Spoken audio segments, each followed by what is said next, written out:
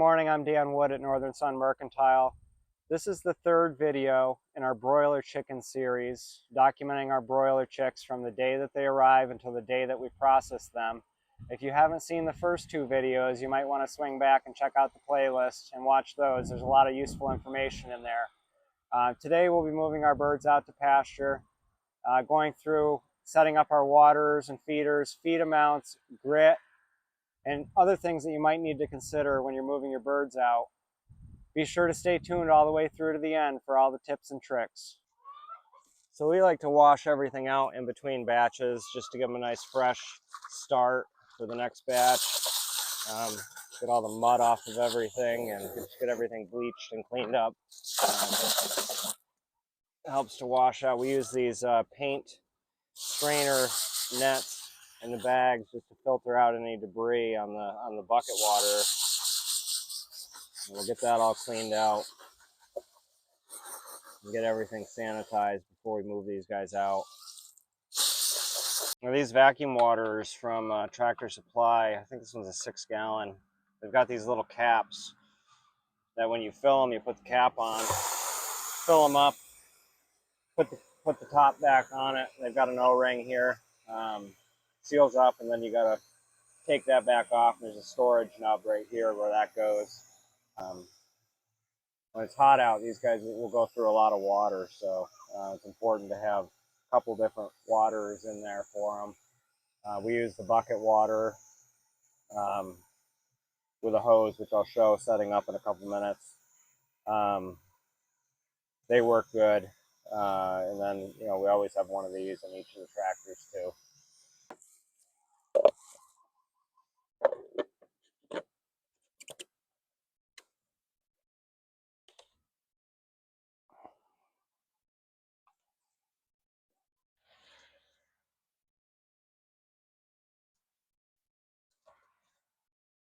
The way we've got these bucket waters set up, there's a bulkhead fitting in the bottom of the bucket.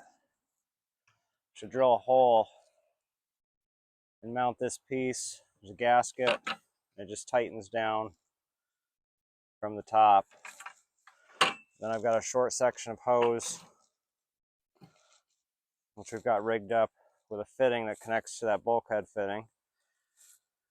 And then another fitting that screws on to the little giant water. The way we do this, we've got some wood shims that we put up there just to keep it off the ground and help support the bucket. This goes up through a hole in the wire, screws on to the bucket.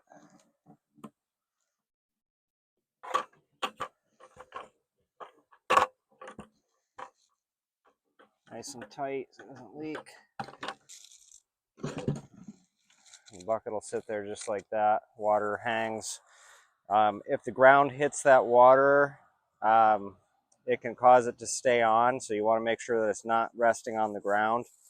There's little adjustments inside there. You can turn these little dials and adjust the fill level up and down. We use a paint strainer just to keep any debris out of the water, because like I said in the last video, these are a little bit problematic with plugging, but this definitely helps having one of these on here. You fill the bucket, bowl fills up, shuts off when it's at the right level, and they've got 5 gallons of water here on reserve. So as far as the feed goes for these guys when they first go out, we try to make it so that we're feeding them enough. They're going to get through the day up until about 7 o'clock at night, 7:30, and they're going to run out of food on their own.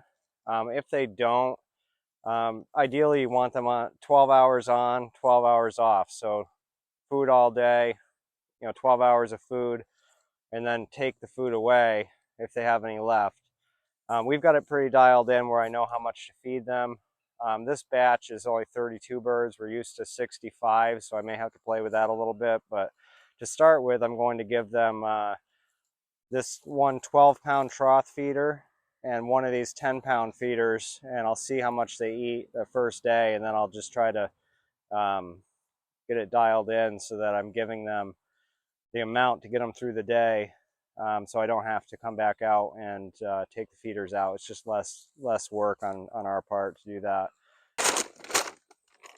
We do broiler crumble, 22% protein in the trough.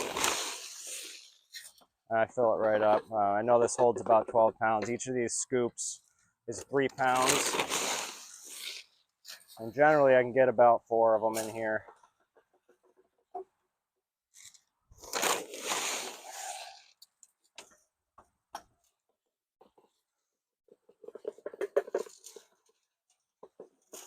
We're packing them right in.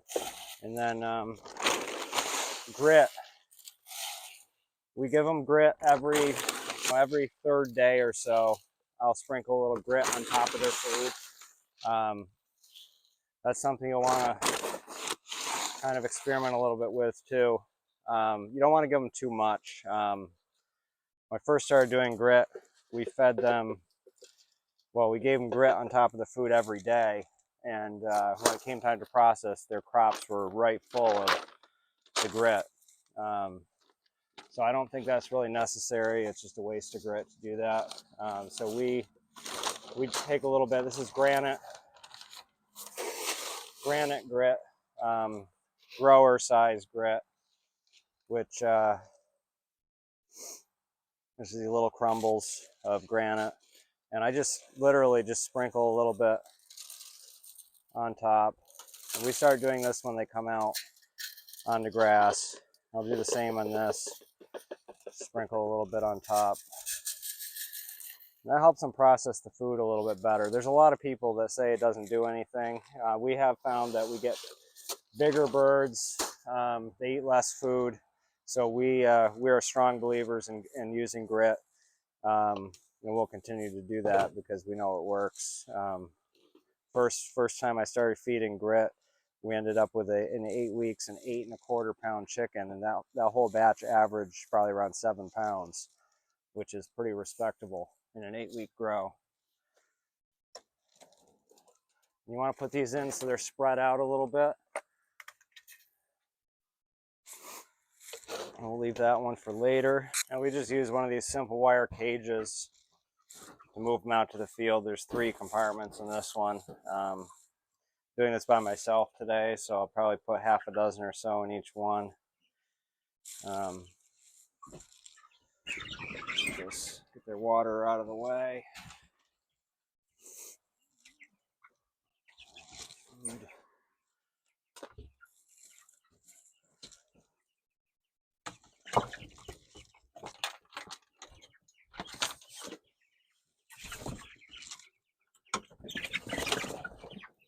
At this point, the sweeter heater is coming out.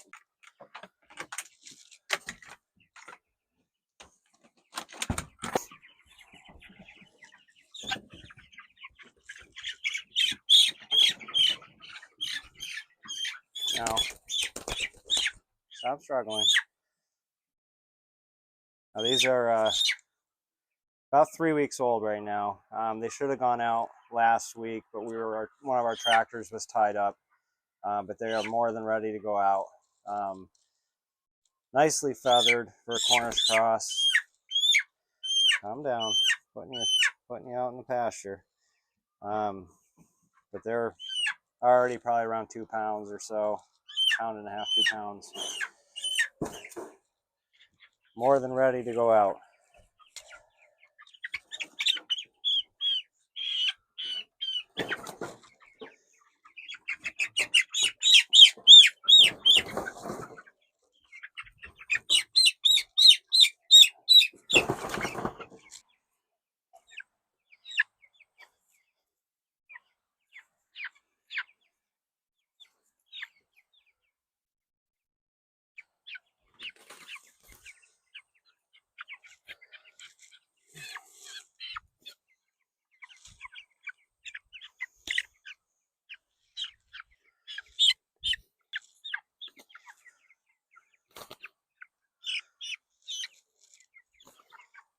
All right, now to grab the other batch.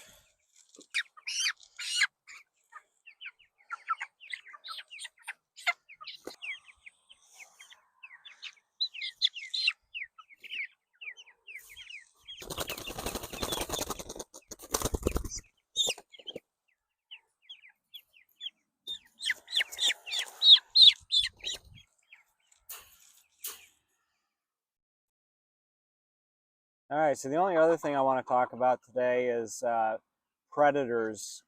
These are, if you don't have a lot of predators, these work pretty good at keeping things out. Um, we do have electro netting all the way around our pasture. We have a lot of bears, coyotes, and foxes here. So it's just an extra layer of protection, especially from bears, which would be pretty likely to flip one of these tractors right over to either get to the food, which tends to be what they go for, or free chicken dinner. So you just want to be mindful of that. We've got electro netting running all the way around our pasture. 4 sections of it, I think, total.